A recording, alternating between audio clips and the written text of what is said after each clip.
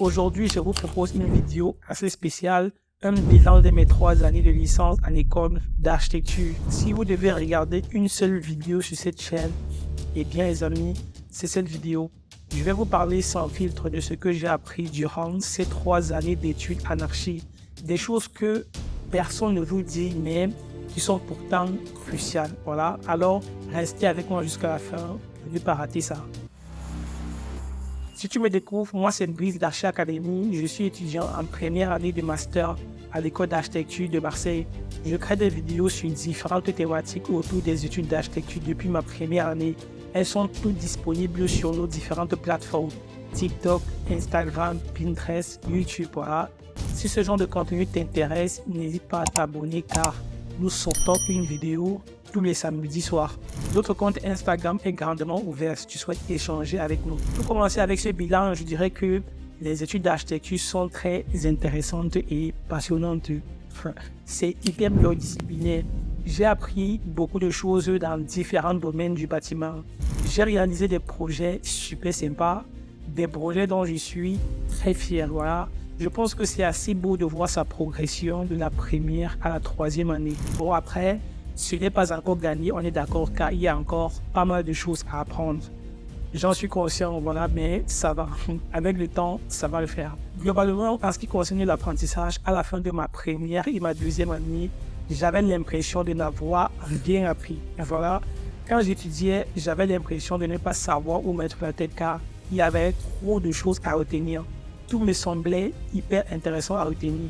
Bizarrement, c'est en 3e année que j'ai appris et compris certaines choses que l'on m'avait enseignées en première année.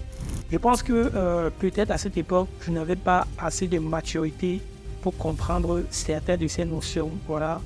Durant ces 3 ans, nous avons eu des cours super intéressants, comme par exemple l'histoire de l'architecture, la théorie du projet, le droit, etc. Ce sont ici des cours que je prenais énormément de plaisir à réviser.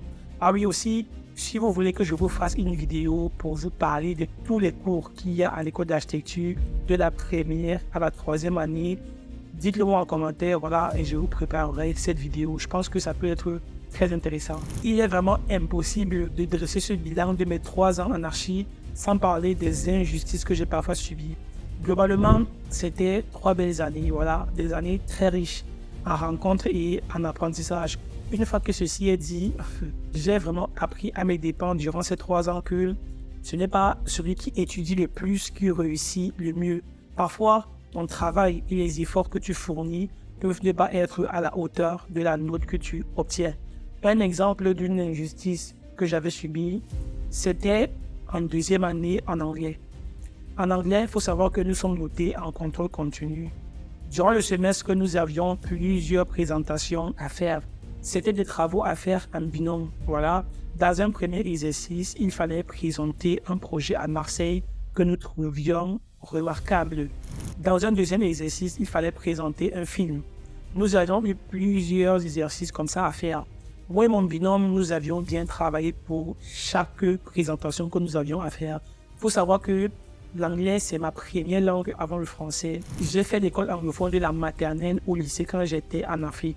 J'ai commencé à apprendre et à suivre des cours en français quand je suis venu vivre en France. Et voilà, ça c'était juste pour recontextualiser. Lors des différentes présentations à l'école, tout se passait toujours super bien. Je gérais. Pendant que d'autres lisaient leurs présentations, moi, je n'avais pas besoin de le faire.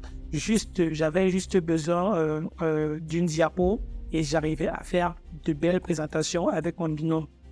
Une fois les partiels passés, je regarde les notes que j'ai obtenues dans les différents cours. Normal. En anglais, je vois que j'ai eu une moyenne de 11 sur 20. J'étais dessus, mais je m'étais dit, bon, ça va quoi, je m'en fous, j'ai validé, ça va. Le semestre suivant, j'avais ce même enseignant. Je ne me rappelle plus comment ça s'était passé, je ne me rappelle plus ce qui s'était passé, mais un jour, en parlant avec les autres amis avec qui j'étais dans le même groupe d'anglais, je m'étais aperçu que j'étais le seul qui avait eu une note aussi basse. La note la plus petite des autres étudiants était genre 15, voilà. Le pire était que mon binôme, celui avec qui j'avais fait toutes les présentations, avait eu 17 et moi 11. Comment expliquer cette disparité, voilà? Nous avions effectué le même travail. lors des différentes présentations, j'avais autant assuré que lui, voire mieux même. Mais moi, j'ai eu 11. Voilà. Le premier jour des cours du deuxième semestre, avec ce même enseignant, il avait demandé, je me rappelle, à chaque élève de lui poser une question sur quoi que ce soit. À mon tour, je lui avais posé la question à savoir, monsieur, comment cela se fait que moi, j'avais eu 11 de moyenne générale en anglais durant le semestre précédent.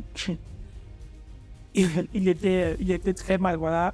Il m'a raconté une histoire comme quoi je n'étais pas le seul, qu'il y avait d'autres élèves dans le groupe qui avaient eu une note similaire.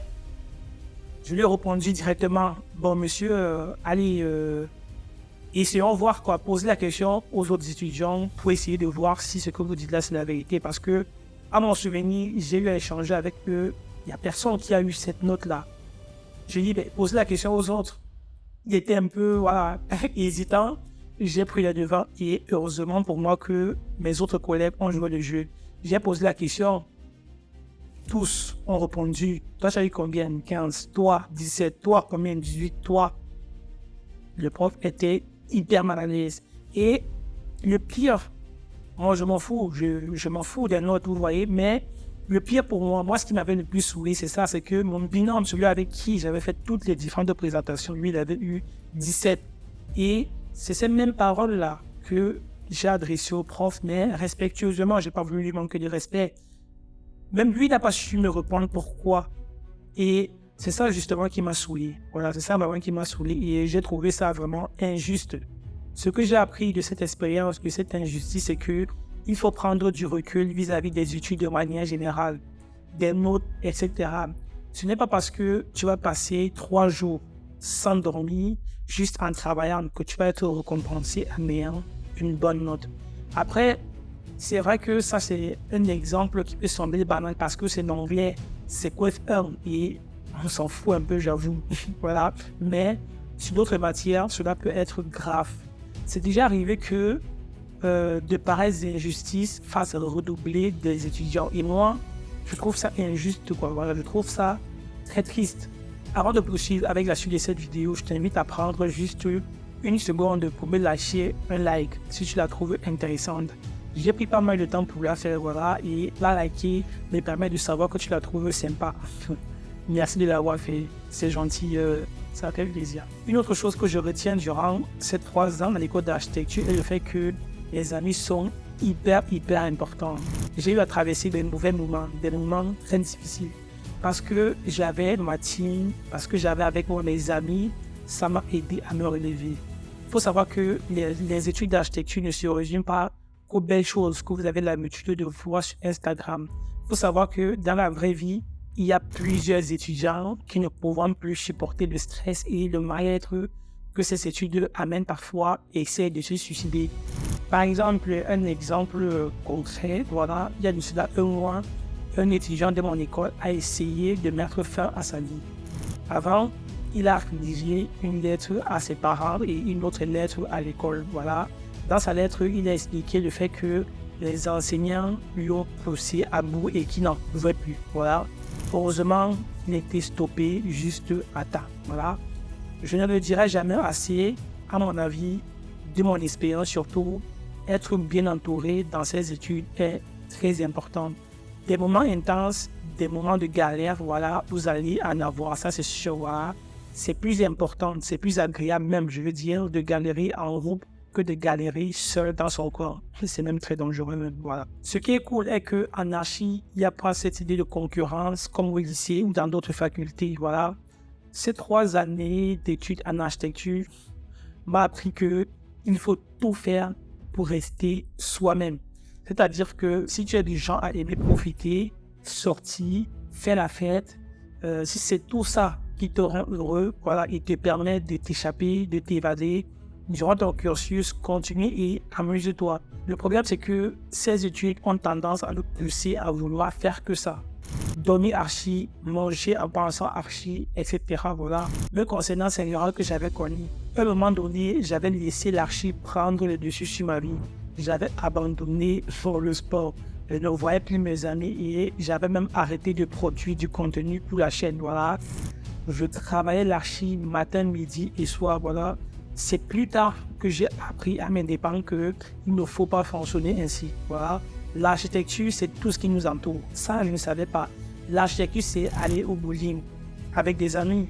Au bowling, il y a vraiment aussi ce rapport du corps dans l'espace. Voilà. L'archi, c'est également regarder un film. Voilà. Pas juste en regardant, mais avec un œil d'architecte qui cherche à comprendre comment sont faits les espaces. C'est plus tard que j'ai appris ça, quoi, que apprendre l'architecture, ce n'est pas que travailler, ce n'est pas que étudier, mais c'est également sortir, c'est également profiter, c'est également faire des musées. Donc, je retiens qu'il ne faut pas que les études soient le centre de ma vie. Cette année, par exemple, j'ai décidé, et c'est un choix personnel, de me donner que à 62% sur les études. Je l'ai fait et cela a très bien marché. À ma grande surprise, j'ai encore mieux réussi que les années précédentes où je travaillais l'archi à 100%, voilà. Mais moi, je n'ai même pas compris comment ça se fait. À côté, j'ai tourné plusieurs vidéos pour la chaîne. Je faisais du sport 3 à 4 fois par semaine. Je faisais, voilà, des sorties avec mes amis. On allait danser, voilà. Donc, cette année, globalement, a été ma meilleure année en école d'architecture. Pourquoi? Parce que j'ai réussi à trouver mon équilibre. À toi qui regardes cette vidéo, si je peux me permettre, bien sûr, de te donner un conseil, je te dirais, fais comme moi et essaye de trouver ton équilibre. Voilà. Ne laisse pas les études prendre le dessus sur ta vie et sur tes centres d'intérêt. Amuse-toi autant que tu travailles. Voilà les amis, c'était là le bilan de mes 3 années de licence en école d'architecture. J'espère sincèrement que cette vidéo vous a plu et vous a apporté des éclaircissements sur ce que sont vraiment les études d'architecture. Si c'est le cas, n'oubliez pas de liker, commenter et partager. D'ailleurs, dites-moi dans l'espace commentaire si vous avez des questions et moi, je vous répondrai avec plaisir. On se dit à samedi prochain pour une prochaine vidéo. Allez, ciao!